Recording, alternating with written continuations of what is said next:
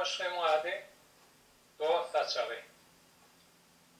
Abdullah Hüseyin'i Darayevli bir Türkmen. Onlara bir Türkmen yerlerden. Şöyle bilen bozgunçulukta oldu, Daşoğlu'da olumludu, komşu oldu yaşar. Abdullah Hüseyin'i, onun hanımı vardı, Ziva Bacı diyerdik. Katı bir doğan yanıp komşu oldu yaşadık.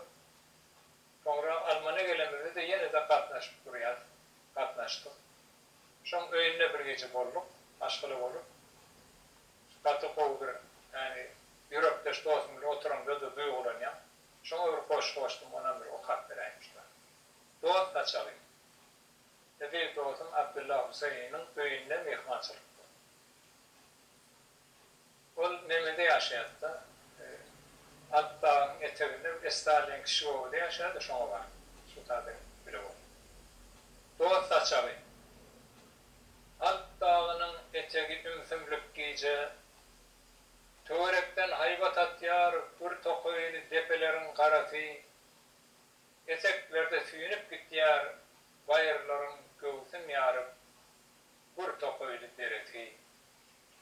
Depemizde dur asman, sinlaktur dünyanı, sinlaktur dedi, balkıldaşayan sansız gözleri bilen yerini kesmen. Alt dağının eteği sırrı ümsümlük, bu güzel eteği yaslanıp yatır, estihal olmadı. Kâte araslarda itiyor ya. Kâ iki yeke horaz gıygır ya. Kâ darın, asırların kursağından çıkkandek kilisa canlarının hayvat sesi. Şähti açık kalkın şemal, yakımrıcı elvilen sipak geçiyor. Gür tokoyun ağaçları bir enayi pışırdaşıyar. Diyerkin haydi men atacak şanlı dağı söyünciler birbirinin kulağına çavuş kapyar. Bir enayi pışırdaşıyar. Ne güzel, ne fırlı alt dağının bu asuda kucağı. Şeyle tatil güzelliğin yaraşıklı bedegi, yürekdeş edir doğasın, ısı etçiyen ocağı, yürekdeş edir doğasın, sakavetli taçağı. Ben o tirmenin karşımda, men kimin yurdundan hem ir gününden ayrılık yükünü gerişine atıp, ya dillerde kergerdan, yürekdeş insan. Taçak başı ümfümlük tuvalet yali. Ol öz dünyasında seyredip o tir, men hem öz dünyasında seyretken ümfüm.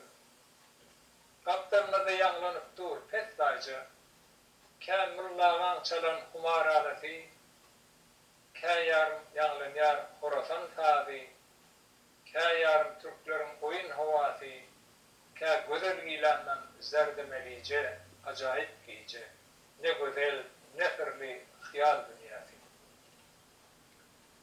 Bu güzel dünyanı veyran etmege, dirsin korkyan yalin hem men hem de ol, ne gep var, ne gurrun, ne kâte, dirsin uzak, tuttuğun yüzüde düşenle diyendek salam, sağlığa oldu vesselam. Yine de her kime güzel dünyası, yine de yad bir de dünya kuvvati. Kâ itür yar, kâ horoz gıygır yar,